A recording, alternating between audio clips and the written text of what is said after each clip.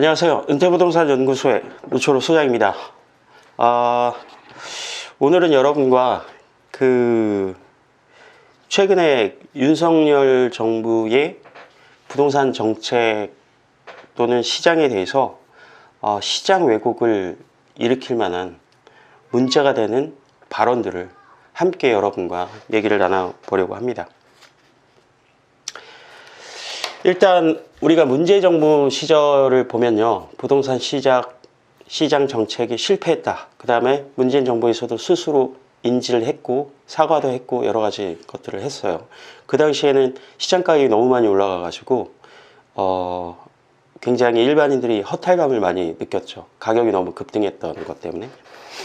근데 문재인 정부의 부동산 정책을 잠깐 보면 그 당시 실패했다라는 원인, 급등했던 원인을 진단할 때 주요 논리로 썼던 것이 공급이 부족했다.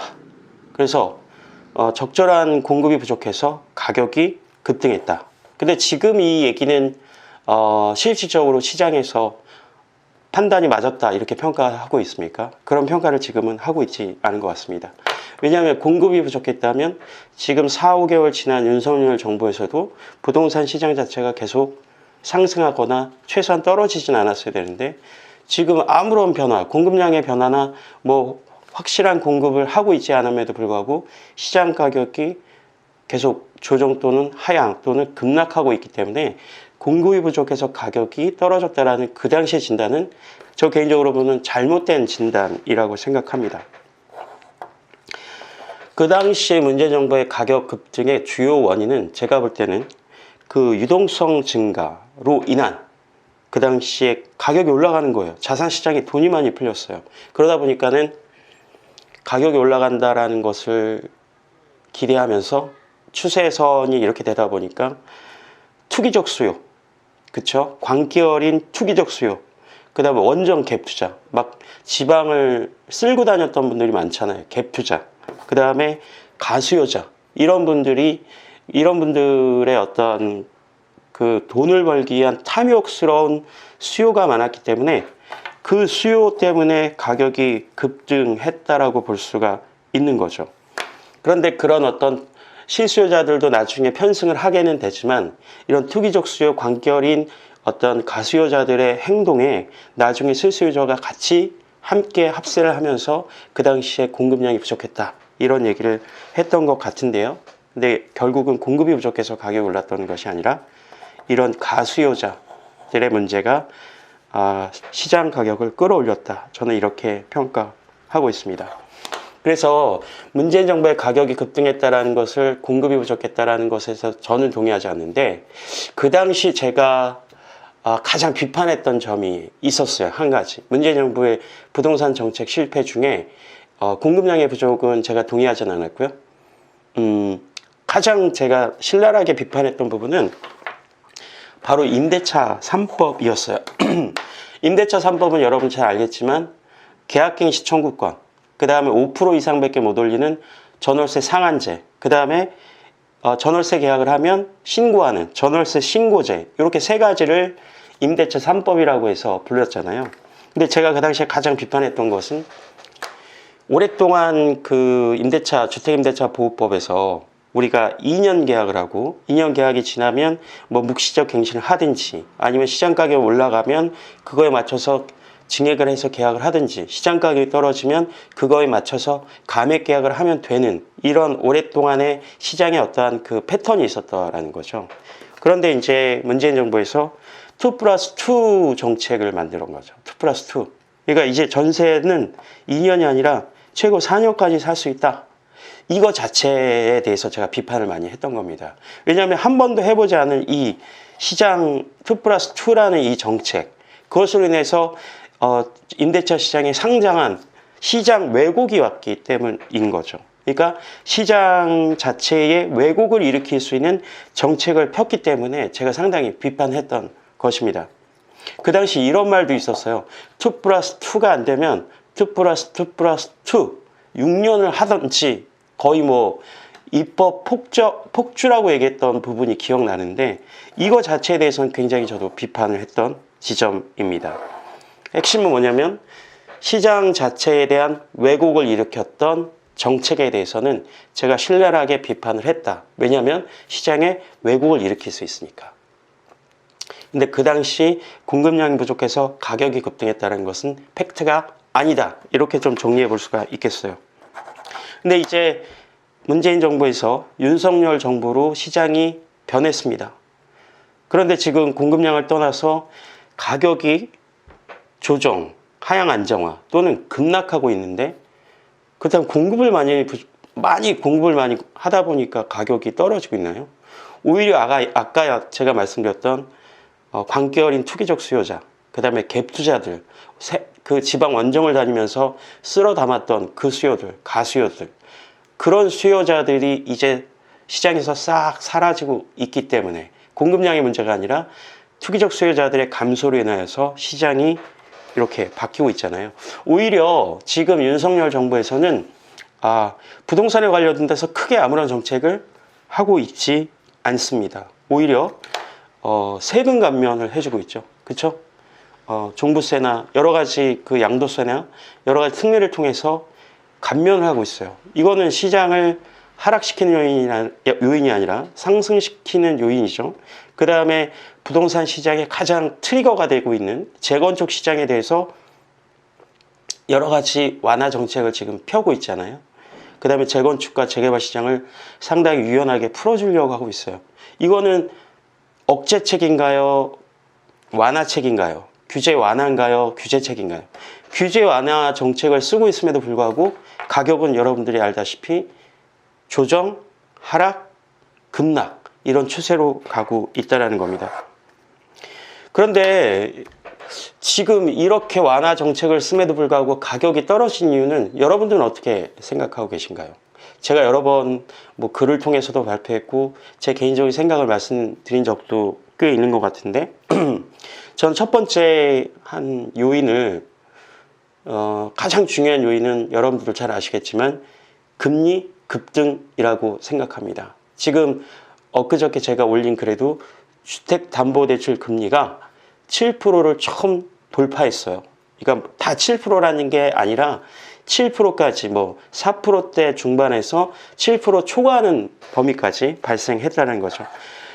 부동산 시장에 가장 민감한 것은 대부분 집을 살 때 자기 자본으로 15억 초과되는 부분들을 제외하고는 대출을 다 받고 집을 사는데 이 금리 급등은 부동산 시장에 찬물을 끼얹는 가장 주요한 요인이 되고 있다는 거죠. 두 번째는 전체적인 경기 하락인데 경기 하락의 기준으로 볼 수 있는 지표 중에 가장 중요한 게 주가지수예요. 잘 알겠지만 문재인 정부 이제 정권 말 4년차 넘어서 최고 주가지수가 3,200포인트를 넘었던 적이 있잖아요. 여러분들 지금 주가지수가 몇 포인트입니까? 2,200포인트가 아래로 내려갔어요. 이거는 굉장히 심각한 불경기의 어떤 지표라고 볼 수가 있죠. 주식이 폭락했습니다. 주식이 폭락하니까 내 가처분 소득이 줄고 여러 가지 사람들의 소비 위축도 불어나고 모든 사람이 우울증에 걸린 것처럼 저는 코인을 하지 않지만 코인 폭락, 주식 폭락 이런 것들이 모든 사람들의 어떤 우울감을 지금 증폭시키고 있는데 주식시장은 제가 개인적으로 볼 때는 왜 자꾸 이렇게 언급을 하냐면 주식시장이 경기에 가장 민감하고 경기가 좋으냐 나쁘냐를 판단하는 근거가 되기 때문이고 두 번째는 부동산 시장에 선행하는 시장이 저는 주식시장으로 생각하기 때문에 그런데요. 주식 폭락이 왔습니다. 금리가 급등했고요. 주식시장에 폭락이 왔습니다. 그 다음에 물가가 폭등했어요. 물가가 폭등했고 오늘도 좀 기분이 언짢은 게 이렇게 그 농산품 수입해서 오는 물가들이 비싼 거서 물가가 급등하는 것까지는 좋은데 전기료랑 가스료도 정부가 주도해서 지금 올리고 있죠. 그 부분도 굉장히 좀 언짢은 얘기입니다. 이 자료 보시면은 지금 그 정권이 바뀌기 전에 올 4월 달까지 물가지수가 한국 소비자 물가지수가 3.7에서 4%까지 됐다가 지금 정권이 바뀌고 나서 물가가 어디까지 치고 갔냐면 6.3%까지 최근에 조금 조금 안정화되고 있는데 6.3에서 한 5.7%까지 이렇게 되고 있어요. 물가가 폭등하고 있다는 겁니다. 물가가 폭등하는데 이 물가를 잡기 위한 노력이 보이지 않는다는 거. 그 다음에 환율이 급등해서 여러 가지 수입할 때 단가가 오르면서 지금 물가 폭등의 원인이 되고 있죠. 윤석열 정부에서는 부동산 시장을 규제하기 위한 정책을 쓰고 있지 않아요. 근데 이 네 가지 이렇게 많은 요인들로 인하여서 노력하지 않았는데도 불구하고 부동산 시장이 조정, 하락, 급락세로 가고 있는 거죠.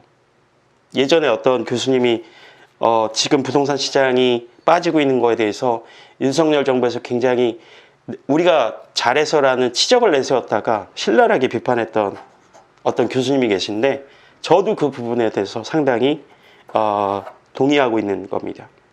근데 제가 오늘 말씀드리고자 하는 핵심은 이거예요. 이렇게 부동산 시장이 폭락하고 있고 하루가 다르게 하락세로 접어들고 있는데 우리나라 윤석열 정부에서 하는 경제 최고의 수장인 경제부총리, 그 다음에 부동산 시장을 총괄하는 국토부 장관의 워딩에 대해서 제가 문제를 삼고자 하는 겁니다. 여러분들 제가 여기 이제 그 한국경제에서 나온 9월 8일자 신문을 들고 왔어요. 이때 9월 8일자에 뭐라고 얘기했냐면 추경호 경제부총리가 부동산 시장은 점진적 하향을 해야 된다. 그 부분에선 동의해요. 그쵸? 근데 여기서 수치로 얘기해 주세요. 이렇게 기자 물어보니까 10% 이상은 떨어져야 정상이다. 이 얘기 했어요. 그쵸? 근데 경제부총리의 이 발언도 제가 볼 때는 뭐 시장 자체가 수요와 공급의 원리에 의해서 하락하는 거는 당연한 결과인데 우리나라 경제를 총괄하는 경제부총리에서 인위적으로 시장을 떨어뜨리겠다. 이런 발언이 제가 되게 위험하다는 것이고요. 여기에 더 나가서 원희룡 장관은 더 심한 얘기를 했습니다. 9월 8일 날 뭐라고 얘기했냐면요. 급등기, 가격이 그 유동성 증가로 인해서 문재인 정부가 올랐던 부분이 있잖아요. 그 급등기 이전으로 내려가도 우리나라 경제의 펀더멘털이 굉장히 견고하다 보니까 아무 문제가 안 생길 것이다. 이런 얘기를 했어요. 그리고 수치로 얘기해달라고 하니까 뭐 PIR을 얘기하면서 우리나라는 지금 평생 집을 사기 위해서 돈을 모아도 연봉을 18년 모아오면 집을 살 수 있다. 이거 PIR이 너무 높다. 그래서 자기가 생각할 때 주관적 뇌피셜이에요. 원희룡 장관이. PIR이 12년이 적절하다. 그러면 12년 되려면은 얼마나 떨어져야 되느냐 가격이. 그러니까 집값은 45에서 55%가 하락해야 정상이다. 그리고 나는 이렇게 끌어내리겠다. 이런 발언을 해요. 그러다가 이제 저는 이 발언 듣고도 기분이 되게 언짢았는데 지금 그 뉴스원에서 엊그저께 나온 기사예요. 또 한 번 다시 얘기합니다. 9월 28일 기자에서 원희룡 장관이 뭐라고 얘기하냐면 집값이 40% 떨어지는 게 적정하다. 그리고 나는 40% 떨어뜨리겠다. 뭐 이런 40%까지 인하가 돼야 이게 되게 적절하다. 이런 식으로 얘기해요. 우리나라 경제를 이끌어가는 경제부총리의 워딩, 그 다음에 국토부 장관의 워딩. 왜 제가 이 말에 분노를 금치 않을 수 있냐면 문재인 정부에서도 시장을 왜곡시킨 임대차 3법에 대해서 신랄하게 비판했던 거와 동일한 관점에서 얘기하고 있습니다. 시장을 이렇게 정책 위반자들이 왜곡시키면 안 돼요. 수요와 공급의 원리에 의해서 시장이 움직여가야 되는데 지금 무슨 40%를 부동산 시장이 하락해도 전혀 문제가 없고 경제 펀더멘탈이 견고하기 때문에 문제가 안 된다는 이런 발언을 우리나라 최고의 그 부동산을 총괄하는 사람들이 얘기하냐는 겁니다. 이 발언 자체는 시장을 왜곡할 수 있고요. 그 시장 왜곡으로 인하여서 정말 우리나라 경제가 엄청나게 힘들어질 수 있는 왜곡을 낳고 시장의 문제를 야기할 수 있다는 겁니다. 윤석열 정부에서는 모든 기조연설이나 이런 데서 자유를 강조하죠. 자유. 거기서 말한다. 자유시장 경제를 강조하는 겁니다. 자유시장 경제를 강조하는데 우리나라가 자유를 강조하는 윤석열 정부에서 왜 그 우리나라 경제 총괄하고 부동산을 총괄한 사람들이 인위적으로 가격을 내리겠다라는 이런 발언을 서슴지 않고 하냐는 겁니다. 이거 자체는 굉장히 시장을 우리나라 시장 자체를 완전히 송두리째 블랙홀로 몰아갈 수 있는 위험한 발언이다. 그 얘기를 하지 않을 수가 없어요. 그러니까 이 부분에 대해서 이 발언을 굉장히 삼가 주셔야 될 것 같아요. 제가 지난번 영상 찍을 때도 말씀드렸지만 작년 11월까지 집을 사던 때였어요. 누가 샀어요? 20대 후반, 그 다음에 30대. 그분들이 어떻게 샀죠? 서울 기준으로 주담대가 40%밖에 나오지 않습니다. 기존 우리가 집 살 때. 뭐 생애채초는 조금 더 나오지만 40%에다가 제가 이제 계약을 해보니까 40%에다가 대출이 부족하니까 신용대출 20% 받아서 60% 받아서 집을 샀어요. 사고 나니까 5천에서 1억 정도 오르니까 집을 사기 잘했다. 이런 분들이 되게 많았어요. 근데 금리 폭등하죠? 원희룡 장관 말대로 40% 급락하잖아요. 그분들은 뭐 돈을 벌었다 안 벌었다 뭐 이거 중요한 건 아니지만 빚 빼고 나면은 자산이 완전 사라지는 거예요. 빚을 빼고 나면. 그러니까 우리가 말하는 하우스푸어 이렇게 되는 건데 하우스푸어만으로 끝나면 상관없어요.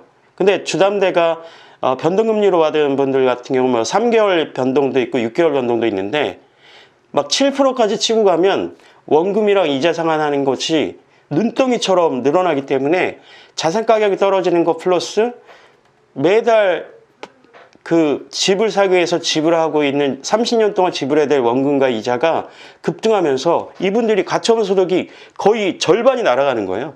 그렇게 되면 그분들이 소비를 할 수도 없고 뭐 우울증에 시달리고 나중에 견디다 못해 투매에 나올 수도 있고 그러면 또 연쇄적으로 더 큰 폭락이 올 수도 있고 이런 겁니다.